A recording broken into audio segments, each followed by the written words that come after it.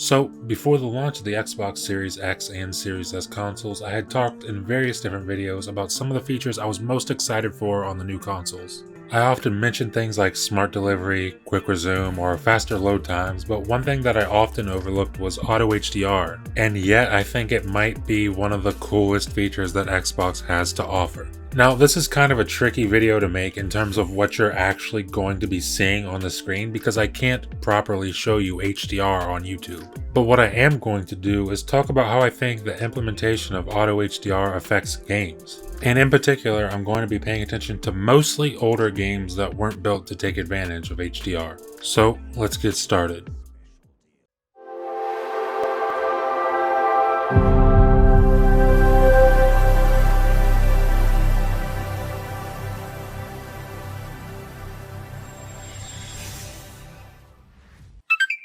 So we all know that HDR adds more pop to the colors and images that you see on screen. And we've seen some incredible implementations of HDR during the previous generation of consoles, from games like Sea of Thieves to Gears 5 to Assassin's Creed Odyssey, Far Cry 5, and many more.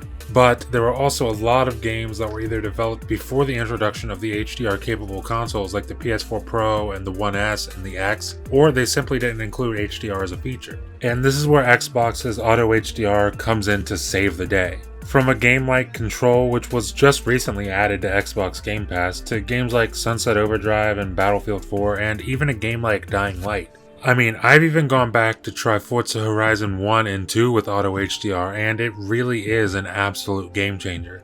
Auto HDR adds a layer of depth that just wasn't there before in a lot of these games. And I'm actually in the middle of replaying the Battlefield 4 campaign strictly because of how damn good it looks. Now granted, this is a game that never received an Xbox One X update, let alone a full-blown next-gen update, so it still has those 720p jaggies around objects, but I gotta be honest, I've still been blown away by how good it looks at various points throughout the campaign. And the same can be said for Dying Light, another game that's technically running at sub 1080p due to never having been patched for the One X. But the added color and depth that Auto HDR adds to the image is just incredible, and it just generally makes it so much more pleasant to look at. But the game that I really was most excited to test out with Auto HDR was Sunset Overdrive. And a lot of you probably haven't seen my old Sunset Overdrive review. It was one of the first videos I ever did on my channel, and one of the first videos I was genuinely proud of from start to finish. And booting this game up on Series X with Auto HDR is an absolute dream. This game was already gorgeous, even at its 900p resolution.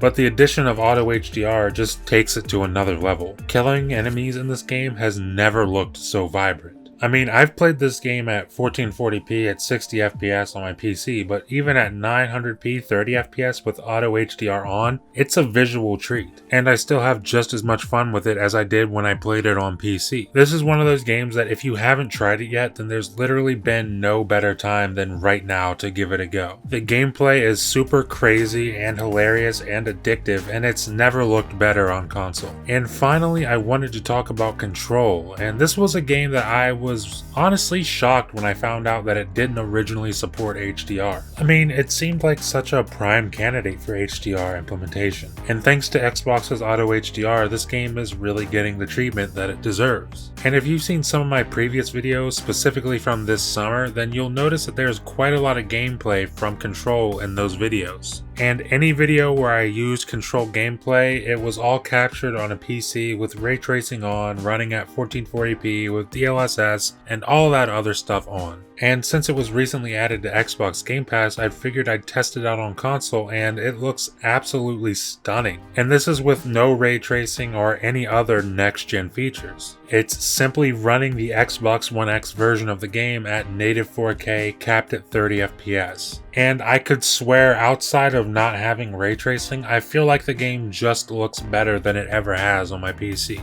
And this is a game with a lot of bright beaming red colors surrounded by deep dark blacks, and that Auto HDR really does it justice. I feel like I'm not losing any detail in shadowy and dark areas, which is something I felt happened quite a bit when I played this on PC. But all in all, this is a feature that's absolutely a game changer in my opinion, and it's something that's baked into all Xbox Series consoles so it requires no extra work on your part to take advantage of it. All you need is a TV that supports HDR and you'll be enjoying some classics even all the way back to the original Xbox in stunning HDR. But what do you guys think? What are your opinions on Auto HDR as a feature, and are you as impressed with it as I am? Leave a comment below and let me know what you think.